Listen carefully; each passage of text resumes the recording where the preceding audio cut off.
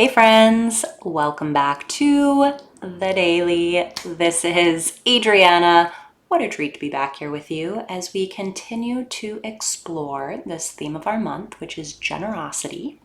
And for today's practice, I wanted to share a fairly well-known research study, one that you yourself may have heard of, that was conducted at Princeton University back in the 1970s to help us understand what it is that sort of creates the causes and conditions for us as people to be generous. What is that? What is it that kind of stokes our generous impulse?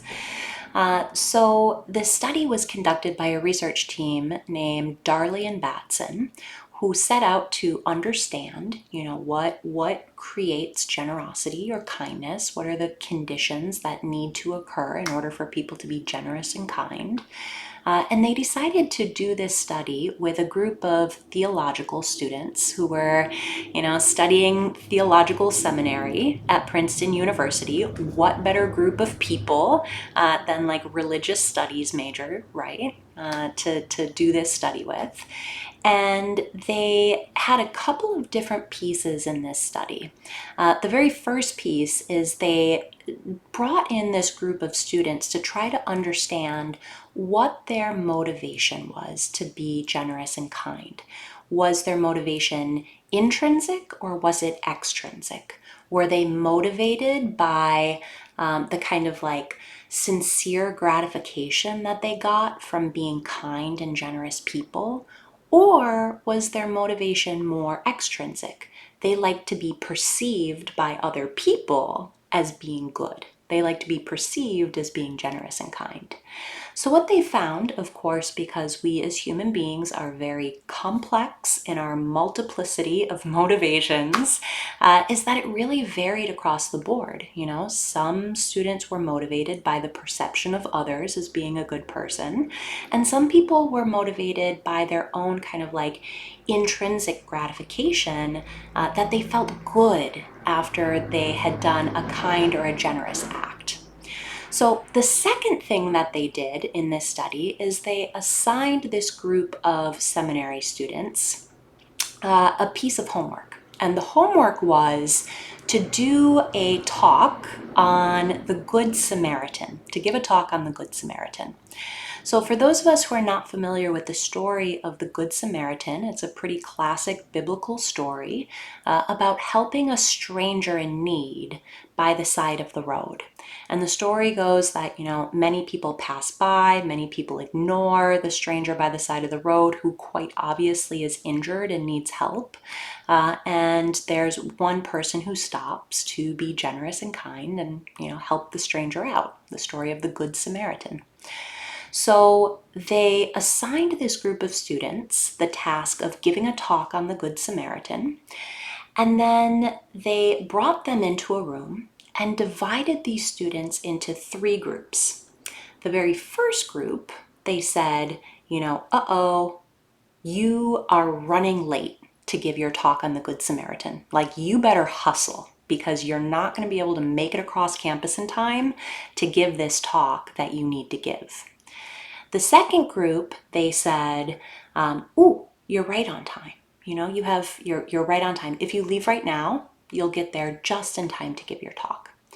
And then the third group, they said, you have plenty of time. Plenty of time to make it across campus to give your talk on the Good Samaritan. And then, this is the kicker of the study, the story, they staged somebody, a stranger, in an alley, a pretty narrow alley, only 4 feet across, to be doubled over, hunched over, looking sick and injured, that the students had to pass on their way to give the talk on the Good Samaritan. So what they found in this study, this is where it gets really interesting, is that the group of people who were in a rush, they were in a rush. They were like already running late. They, were never going to make it there on time. They really had to hustle. Only 10% of these students stopped in the alleyway to see if the stranger needed help, to make sure that they were okay. Are you sick? Are you injured? Do you need to go to a hospital? What's going on? Only 10% of the people who were in a big hurry stopped to help the stranger. The people who were right on time, who, had to leave right in that moment in order to make it in time, 45% of these students stopped to help the stranger. The rest of them, because it's a narrow alley, basically had to jump over the huddled body of this stranger who obviously wasn't well to go give their talk on the Good Samaritan, the irony of it. But it's the people who had plenty of time, felt very spacious, they had plenty of time to make it across the campus. 63% of these students stopped to see if the stranger was okay. So the big kind of takeaway, the famous, well-known takeaway from this study is that, whether our motivation to be kind, generous people is extrinsically motivated or intrinsically motivated wasn't nearly as striking as the causes and conditions coming together of whether or not we're in a rush, whether or not we're in a hurry, whether or not there is a perceived kind of time constraint that prevents us from thinking about other people.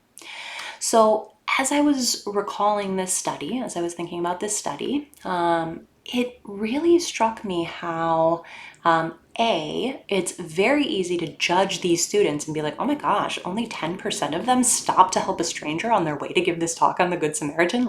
That's messed up.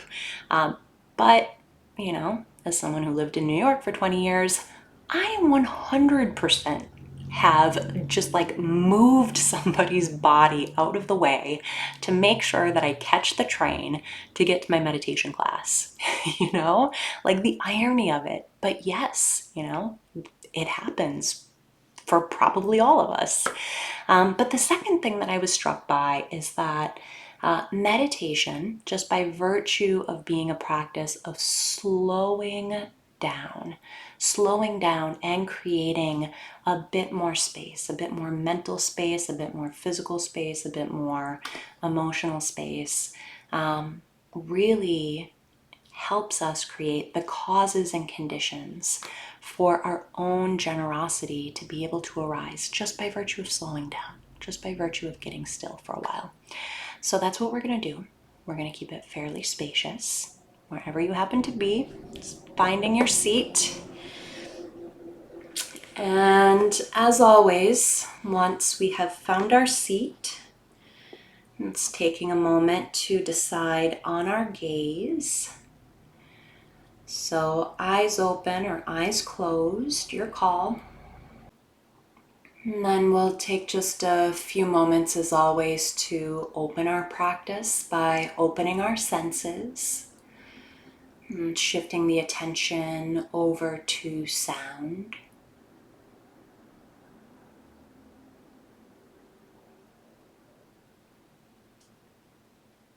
And staying open to the field of sound. And shifting the attention to touch. And feeling the weight, and the pressure of the body against the chair, the floor. And taking in the texture of clothing on our skin.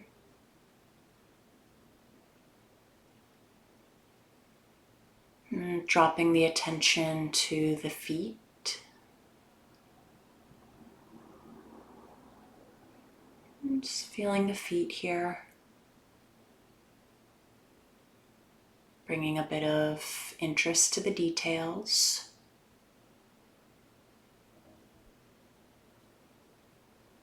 And tracing the attention across the shin bones. And circling through the kneecaps. And grazing along the thighs. And landing in the hips. Feeling where the sit bones meet the cushion, the chair.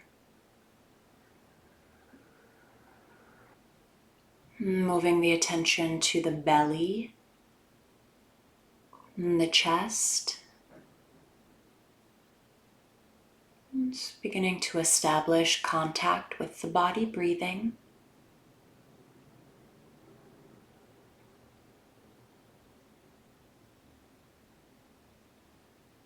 And then wherever, however, the breath is most available in the body, most easily felt today, it's dropping our anchor of attention here, marking this as home base, the place that we return to. And we'll continue into practice. It's using that singular instruction that as our minds wander, which they naturally will, we're just noticing when we've left our breathing, acknowledging what captures our attention, and then gently, firmly back to the breath in the body.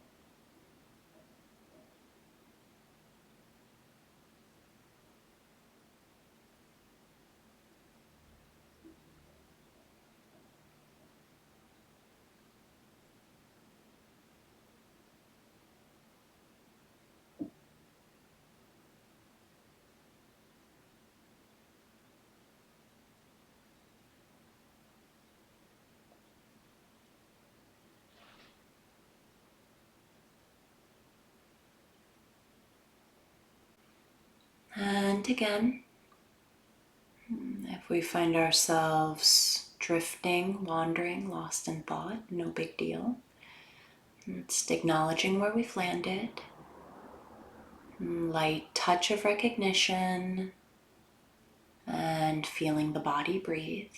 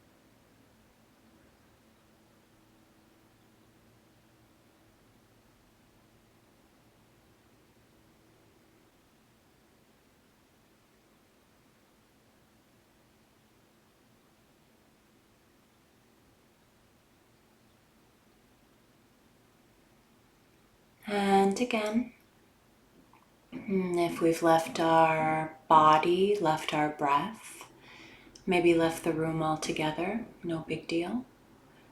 Again, just acknowledging where we've landed and back to the breath in the body.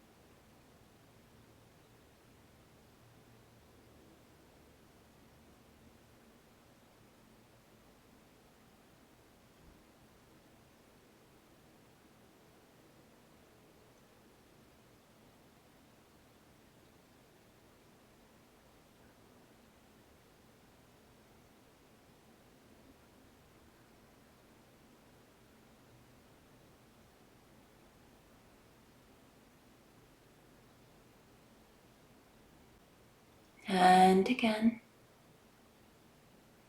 ushering the attention back,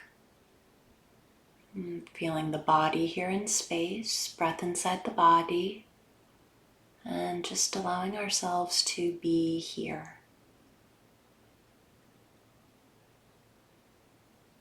This is it.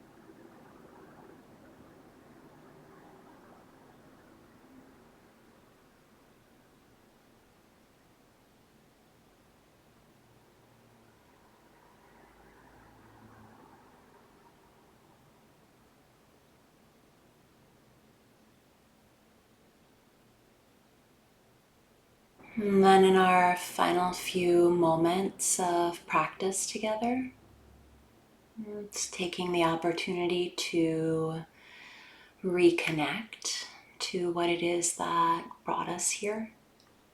Why yes, why today, why practice.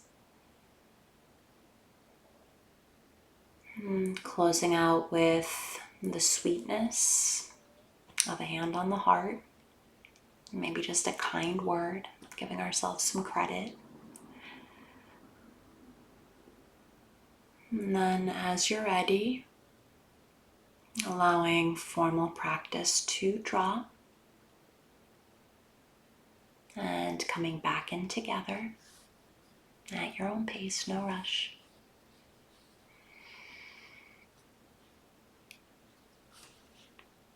Thank you.